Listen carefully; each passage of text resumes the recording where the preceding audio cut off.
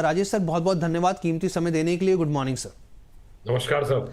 Sir, हम लोगों ने कोशिश की तमाम तरह के सेक्शन हो, यहाँ पर 301 हो, 232 हो, और भी बहुत सारी जो चीज़ें वो अपने दर्शकों को समझाने की कोशिश करें कि पूरा घटनाक्रम आखिर है क्या। आप जो ये पूरा हुआ, सुप्रीम कोर्ट जो है यहाँ पर अमेरिका की सुप्रीम कोर्ट से जो फैसला आया, उसके बाद फिर ट्रम्प ने 10% लगाया, फिर 15% लगाया, इसको आप कैसे देख रहे हैं सर? इसका क्या इम्पैक्ट होता हुआ दिखेगा मार्केट्स के ऊपर? मार्केट को टैरिफ से ज्यादा अनसर्टेनिटी से प्रॉब्लम होती है। तो याद रखिए, मार्केट कभी भी अनसर्टेनिटी में नहीं जीना चाहती। मार्केट कहती है जो होना है हो जाए, फिर हम अपना next course of action decide करके चल पड़ेंगे। पर इस समय ना बड़ी अनसर्टेनिटी है। जब एक ट्रेड डील हो गई तो मार्केट को ये पता है कि मेरे पास 18% के टैरिफ देने हैं। अब अगर ये ट्रम्प साहब 10 और 5 ये लगाते भी हैं तो 15% रहेंगे, तो वो टैरिफ के अंडर में ही है। तो ऐसा लगता है कि इसका कोई ज्यादा इम्पैक्ट नहीं है हमारे ऊपर। जो भी सुप्रीम कोर्ट ने जो फैसला दिया है उसका में ज्यादा मार्केट पर हमारे ऊपर कोई इम्पैक्ट नहीं पड़ेगा। और मार्केट फिर भी मार्केट एक नेगेटिव से बाहर निकलना चाहती है, देखना चाहती है क्या होगा।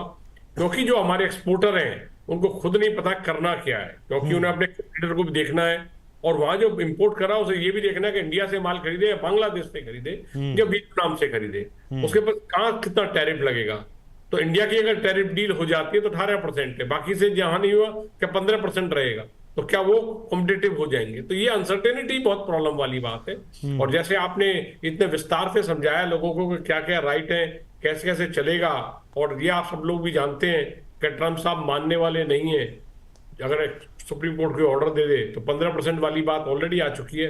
तो ये अनसर्टेनिटी बाजार को अच्छी नहीं है, किसी भी बाजार के लिए अच्छी नहीं है, हमारे बिजनेस के लिए भी अच्छी नहीं है, हमारे एक्सपोर्टर भाई के लिए भी अच्छी नहीं है, जिन्हें खुद नहीं पता करना क्या है। तो ये सब अनसर्टेनिटी मैं बिल्कुल भी अच्छे अच्छा नहीं मानता।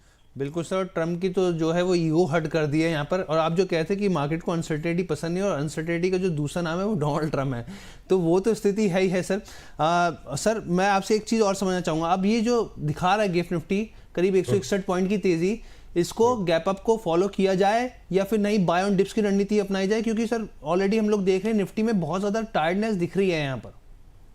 नहीं, कोई जल्दी नहीं करनी चाहिए। हमारे दर्शकों को, हमारे इन्वेस्टर्स को कोई जल्दी नहीं करनी चाहिए लेने के लिए, कि कोई ऐसा भाग दौड़ के लेना है, ऐसा कुछ नहीं करना चाहिए उन्हें। और बल्कि मैंने तो सेल का ही टारगेट दिया है। 25,810 820 पे जाके सेल ही करना चाहिए, ना खरीदना नहीं चाहिए।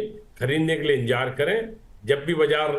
जब ये सारी रैली वाइप आउट हो जाए और रेड की तरफ बाजार आए तो ही खरीदारी करनी चाहिए, जल्दी नहीं है। नई मौका आ रहा है तो छोड़ दें। कोई ऐसा तूफान नहीं टूट रहा है, ऐसा कोई चीज निकल के नहीं जा रही है जो आपको नहीं मिलेगी। Don't chase. जी, तो यानी कि सर आप कौन से लेवल्स रहेंगे फिर बिकवाली के यहाँ पर, और कौन से लेवल्स खरीदारी के रहेंगे? हाँ, मेरे हिसाब से अगर मार्केट में सुबह मौका मिलता है 25,800 की वेट करें, बहुत बड़ा रेजिस्टेंस है। अभी जब निफ्टी इंडिकेट कर रही है 25,720-50 पे खुलेगा, तो 800 तक जाने दें। 800 820 पे शॉर्ट करें, बिंदास होकर शॉर्ट करें। 25,950 900 के ऊपर स्टॉप लॉस लगाएं।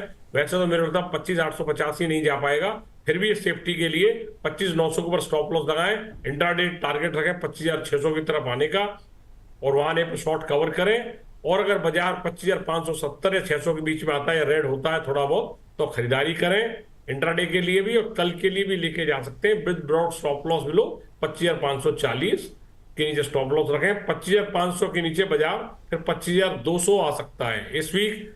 हर जी एक बात याद रखना, इस बार 25,500 कटेगा तो 2 बार बाजार 25,370-75 से लौट गया है, इस बार नहीं लौटेगा, इस बार और नीचे जाएगा।